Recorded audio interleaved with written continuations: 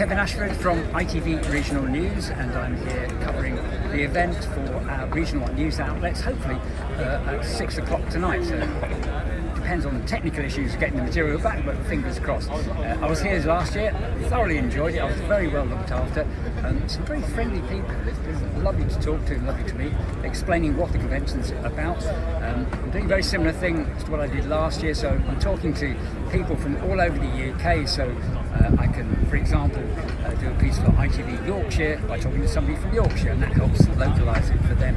As I said, I had a really good time last year, some very good food, I have to say, and some lovely people to talk to. It's also interesting because I don't often come across many Muslims. I do know some Muslims, but I don't often get this involved, getting this close to Islamic faith, and it's really, really interesting.